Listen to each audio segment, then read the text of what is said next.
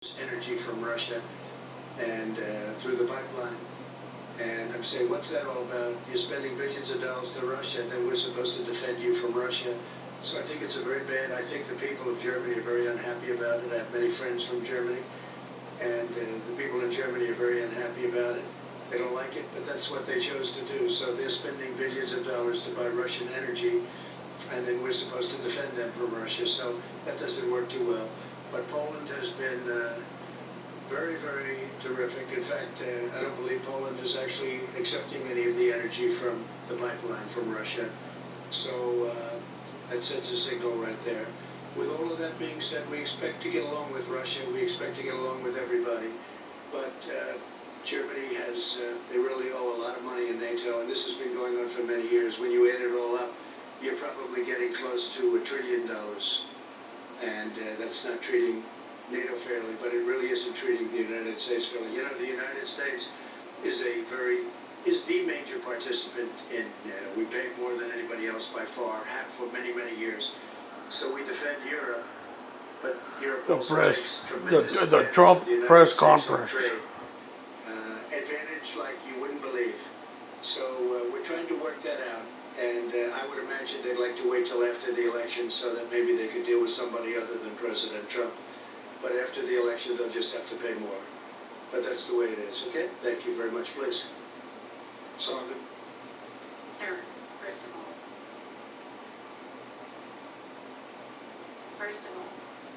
He wasn't as long-winded as the Polish president. both Mr. President Donald Trump and the United States of America, a wonderful, great state, which today is the largest military and economic superpower in the world.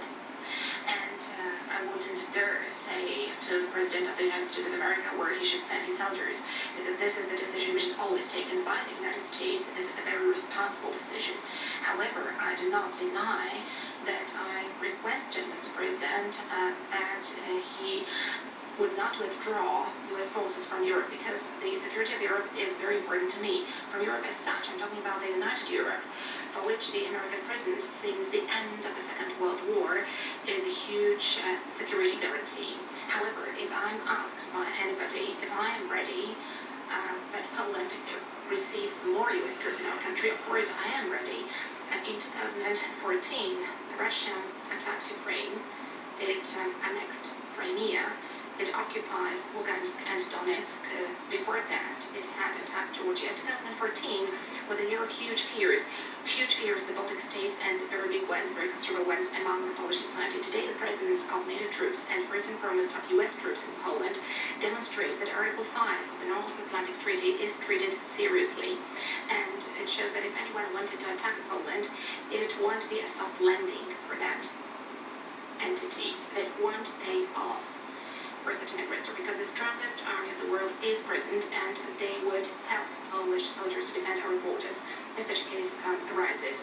100 years ago, we repelled Russians from Warsaw. In a great battle in 1920, we defeated the Soviet army Bolsheviks, and we drew them back to the east. That was a great victory, but we managed to stop them only very near to Warsaw, at the outskirts of our capital city. We would never want to see that situation repeated again. That is why the Allied presence is crucially important to us today, and it is a very important security guarantee to us. So I'm very pleased that both within NATO as well as in the United States today, the President of the United States understands the history of Europe, and he understands the realities in Europe, and that he also understands the situation as it is developing in Europe. So today, this generates peace to my country, it brings security, and thanks to that, Russian, unfortunately very strong imperial ambitions, which have been revived over the last tens of years, I can say, because Georgia was attacked in 2008. Thanks to this, those ambitions have been stopped for the time being, at least in this part of the world.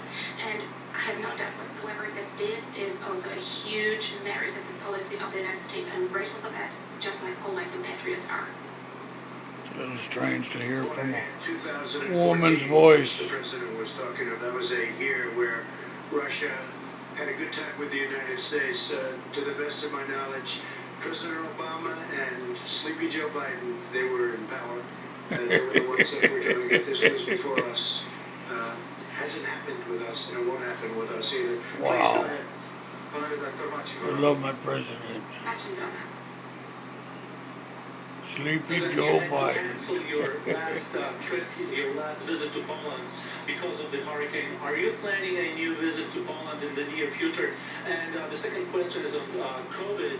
Is there a chance for Poland to participate in the development and early access both to the vaccine and to the therapeutics? Panie prezydencie, czy jest szansa na to, że podczas tej współpracy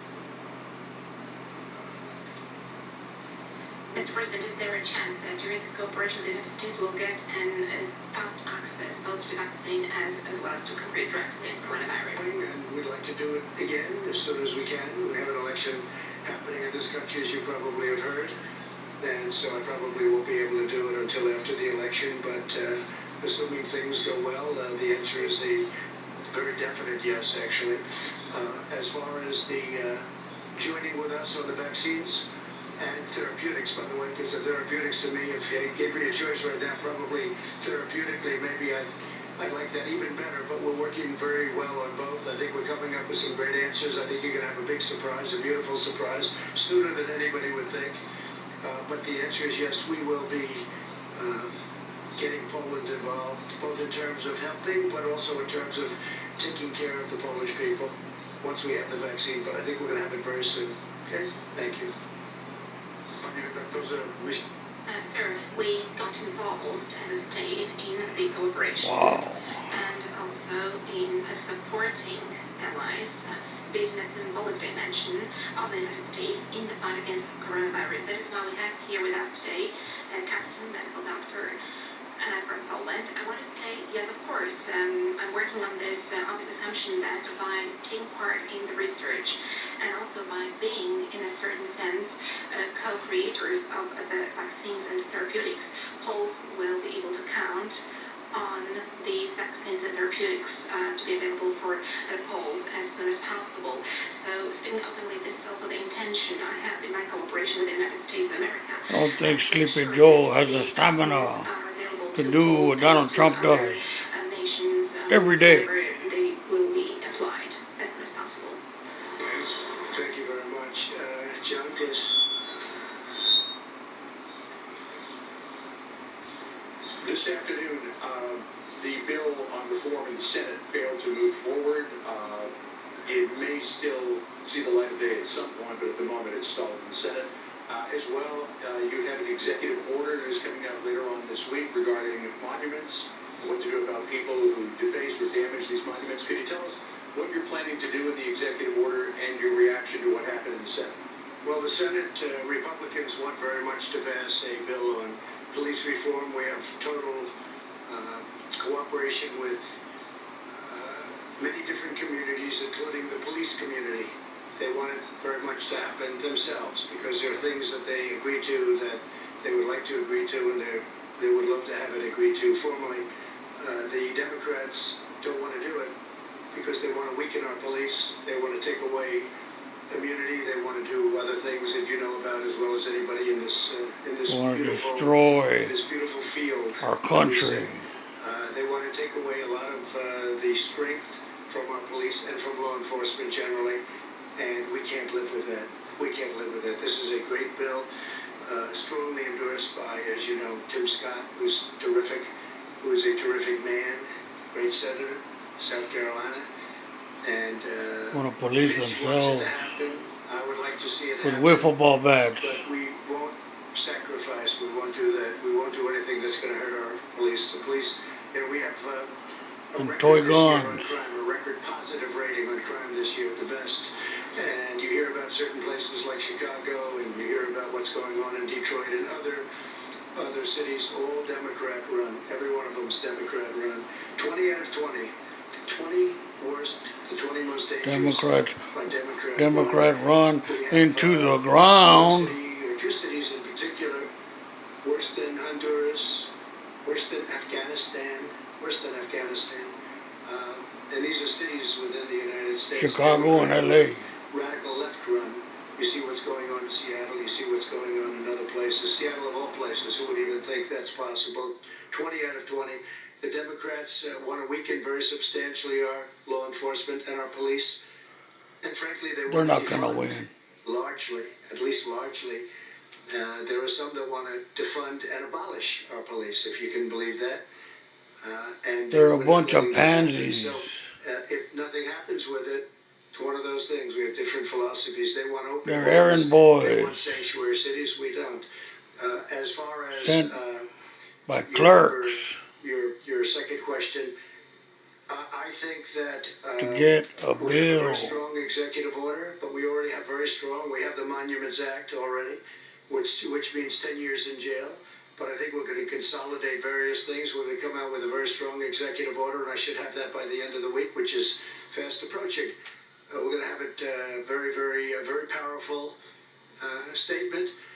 We've arrested numerous people, as you know, for what took place outside of Arrest Washington. more. In addition, the FBI is Arrest them all. investigating hundreds of people throughout the country for what they've done to monuments, Send them to statues, and Guantanamo. buildings. So we have very strong laws already on the books, and we have a law that's 10 years. It's 10 years. That's a long time to have fun one night. I think many of the people that are knocking down these statues don't even have any idea what the statue is, what it means, who it is. They don't go to When they school. knock down Grant, when they want to knock down Grant, but when they look They don't at know how to they're read. looking at Jesus Christ, they're looking at George Washington, they're looking at Abraham Lincoln.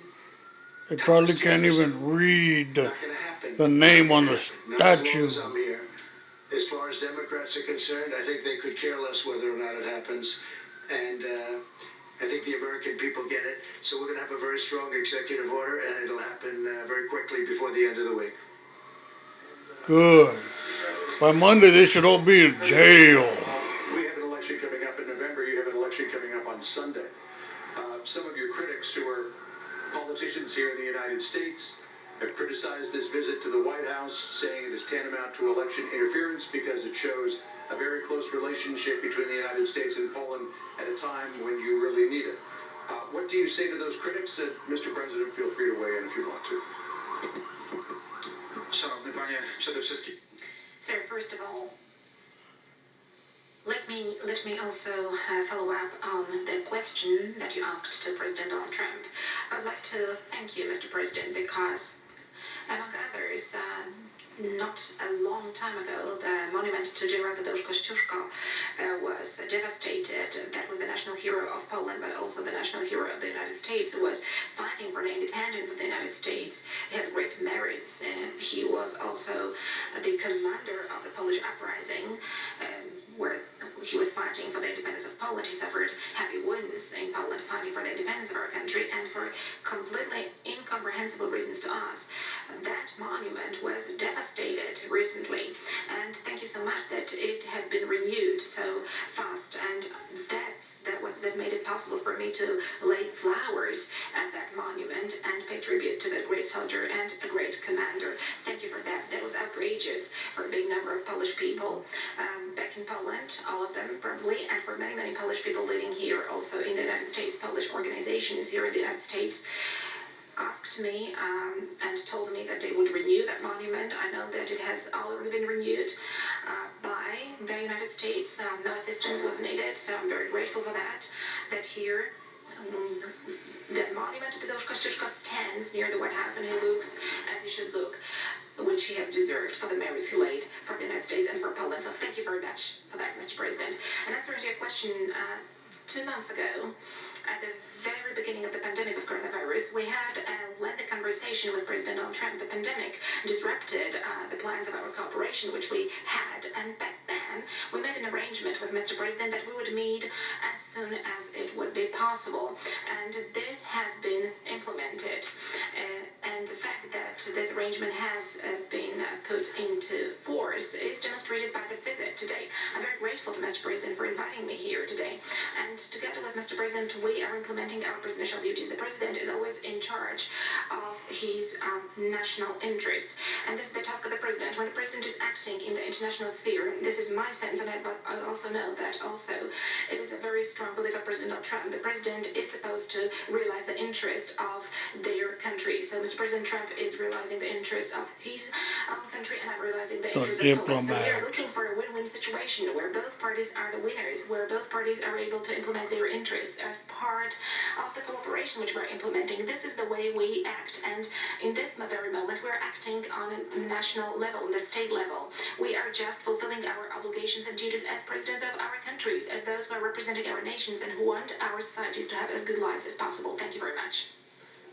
Doing very well in Poland. He's doing a terrific job. The people of Poland think the world of him. And by the way, Mrs. Duda, who's a terrific woman who we've gotten to know also through our various travels and meetings. But they think the world of him, and I don't think he needs my help. I'm honored that this is a day that's, I guess, just before your election. I'm honored, but he will do very well with or without us. He's going to have a great success, and Poland is going to continue on. They're doing incredibly well as a country. Okay.